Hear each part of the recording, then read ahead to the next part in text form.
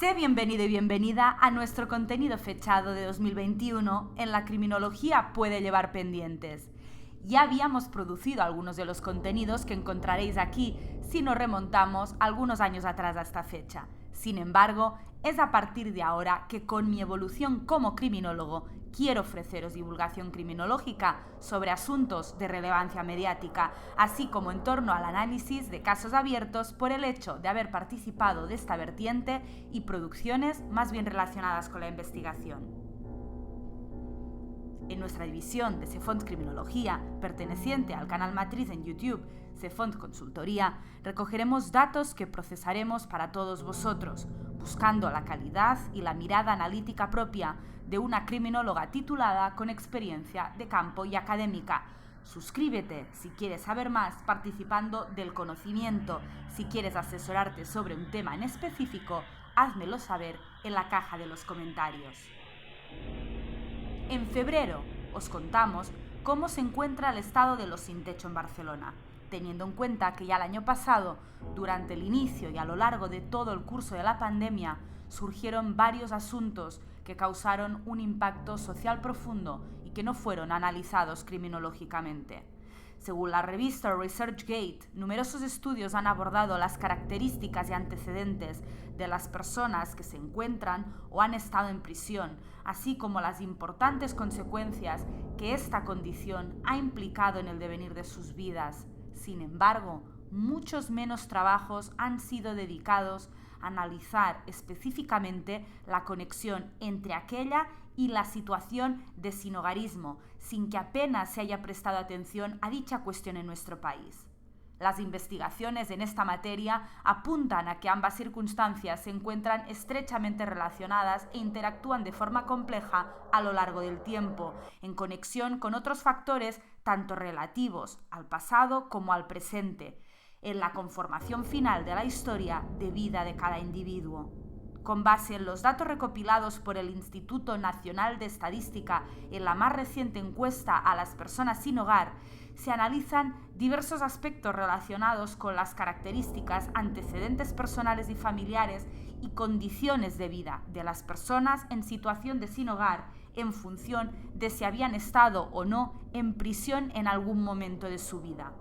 A nivel global y en la línea de la literatura previa, los hallazgos sugieren que esta experiencia aporta un valor negativo añadido a la de ya por sí desafortunada situación de sinhogarismo, comportando unas peores condiciones de vida a la vez que caracteriza a las personas sin hogar con antecedentes más desfavorables. A lo largo de su infancia y adolescencia, tales resultados evidencian la necesidad de diseñar e implementar estrategias de intervención que resulten eficaces para el logro efectivo de la inserción social y laboral de estos colectivos y particularmente de apostar por estrategias preventivas que incidan sobre las raíces de ambas condiciones. Así, llegamos a 3 casos en el principio de este año, en la fecha que está siendo registrado dicho documento audiovisual. En mis palabras, una sociedad no podrá considerarse feliz y plena hasta que elaboremos los mecanismos adecuados para reinsertar con éxito, evitando así tener personas abandonadas en las calles como si esa vida fuera la que les correspondiese. Hemos de combatir la invisibilidad. Ha habido numerosos proyectos que mediante retratos han pretendido recoger el testimonio de algunos de estos casos con el fin de calar a lo que la conciencia se refiere. Asimismo, asociaciones como Arrels en Barcelona trabajan incansablemente para llevar a cabo dicha labor, un vacío institucional que además tiende a convertirse instrumental o circunstancial, pero nunca es tratado con la debida profundidad. En los próximos minutos quiero que te acerques al estado de las personas sin techo en Barcelona. En el año 2020 llegaron a morir en la ciudad europea de Barcelona un total de 18 personas. Seguidamente, a principios de este año, morían hasta un total de 3 personas de 30, 37 y 60 años respectivamente, apenas en el mes de enero, en un contexto climatológico complejo, aunque previsible, hecho que evidencia la ausencia de recursos. Arrels Fundació lo explicaba así en un comunicado publicado en su página web. Cuando llega el frío intenso en la ciudad de Barcelona, se activan recursos especiales para alojar a personas que duermen en la calle. Algunas de ellas, sin embargo, rechazan acceder a pesar de las bajas temperaturas en el exterior. Los motivos tienen que ver con que estos espacios a menudo no contemplan una solución estable a medio y largo plazo, ni tienen en cuenta lo que quiere y necesita la persona.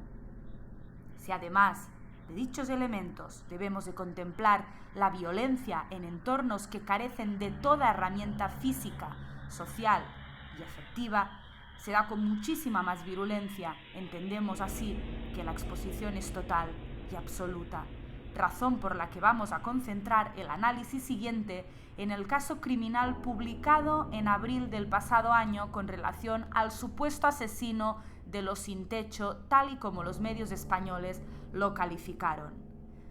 Laureano Almeida tenía 60 años y había nacido en Orense. Imaz Alús tenía 22 años y era de Marruecos. Juan Ramón Barberán Giner tenía 76 y nació en Teruel. O Jean-Pierre Herbillon tenía 32 y había nacido en Francia.